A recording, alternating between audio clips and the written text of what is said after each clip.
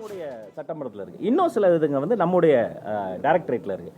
அதனால் ஒவ்வொரு சட்ட பிரச்சனையை சட்டம் மூலமாகவும் அதிகாரிகள் மட்டத்தில் பேச்சுவார்த்தை நடக்கிற பிரச்சனைகளை வந்து பேச்சுவார்த்தை மூலமாகவே சுமூக ஒரு அனைவருக்குமான ஒரு வின்வின் சுச்சுவேஷனை ஏற்படுத்த முடியும்.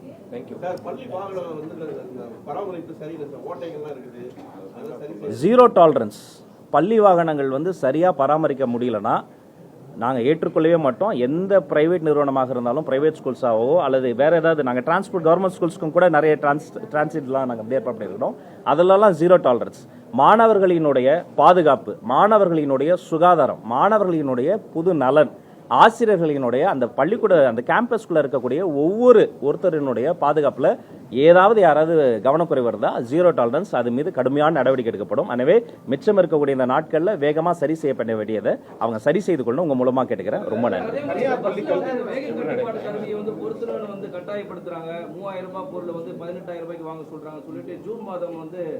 ஆமாம், எனக்கும் செய்தி வந்தது. உடனடியாக தொடர்பு கொண்டு பேசினப்ப அது வந்து ஒரு மாவட்ட, திருவண்ணாமலை தாண்டி ஒரு மாவட்டத்துக்குள்ளார ஒரே ஒரு அமைப்போடு அதை பேசினாங்க.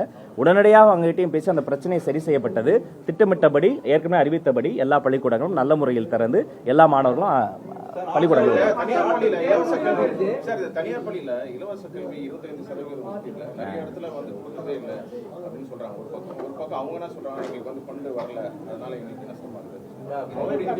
இல்லை, இது மானிட்டரி சிஸ்டம் நம்ம வந்து ஆல்ரெடி வச்சிருக்கிறோம்.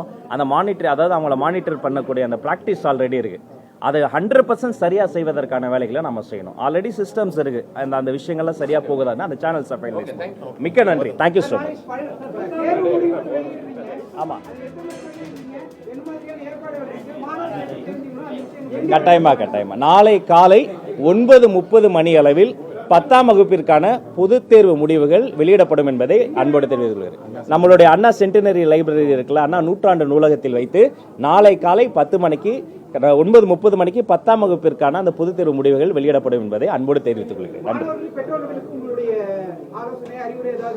அந்த தேர்வு எழுதிய ஒவ்வொரு மாணவனும் மாணவியும் அவர்களினுடைய பெற்றோர்களும் ஆசிரியர்களும் வெற்றியாளர்கள் தான். இந்த தேர்வு அந்த குழந்தைய அழகா ஆளாக்கி அழகு பார்த்து இங்கே கொண்டு வந்திருக்கிறோம். நிறைய மதிப்பெண் வாங்க போற, அவங்க ஆசைப்பட்டதெல்லாம் அடைய போற மாணவர்களுக்கு முன்கூட்டிய வாழ்த்துக்கள். எதிர்பார்த்த அளவிற்கு ஒருவேளை மதிப்பெண் வரலனாலும் அதை நினைத்து கவலைப்பட வேண்டாம். உங்களுக்காக தான் நான் நிற்கிறேன். நீங்க எங்களுடைய ஸ்டூடெண்ட்ஸு. அதனால எல்லோரும் சேர்ந்து ஒரு இன்க்ளூசிவான ஒரு எஜுகேஷனை வந்து நம்ம முன்னெடுத்திருக்கிறோம். இந்த 10ஆம் வகுப்பு பொதுத் தேர்வுகள் வெளியான பின்பு மீண்டும் உங்களோடு பேசுகிறேன். நன்றி.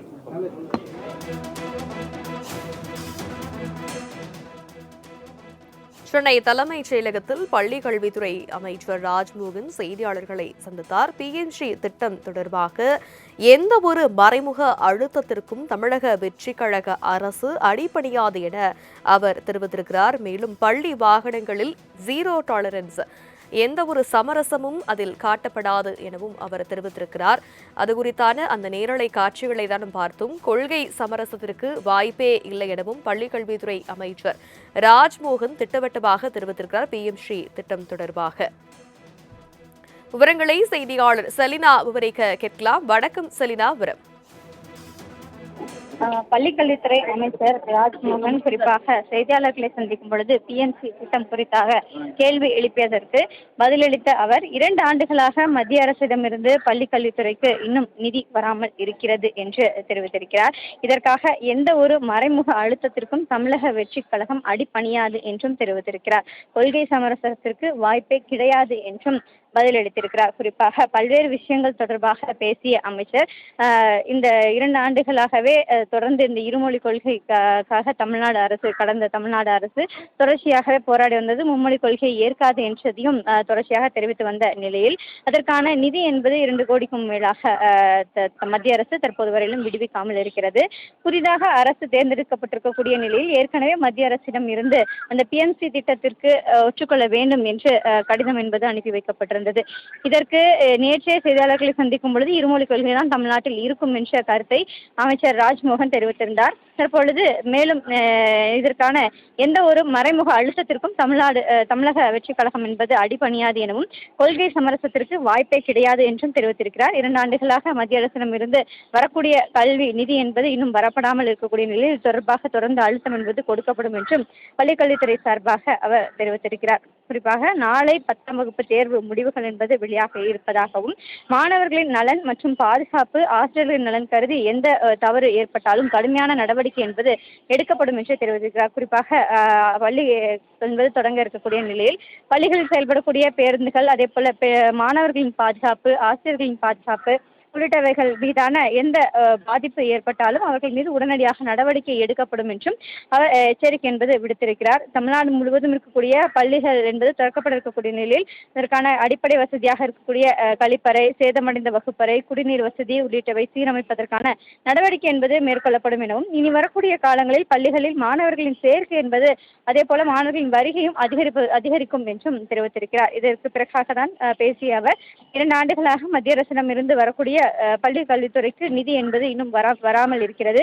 இதற்காக எந்த ஒரு மறைமுக அழுத்தத்திற்கும் தமிழக வெற்றிக் கழகம் அடிபணியாது எனவும் அதே போல கொள்கை சமரசத்திற்கு வாய்ப்பே கிடையாது என்றும் அமைச்சர் தெரிவித்திருக்கிறார்.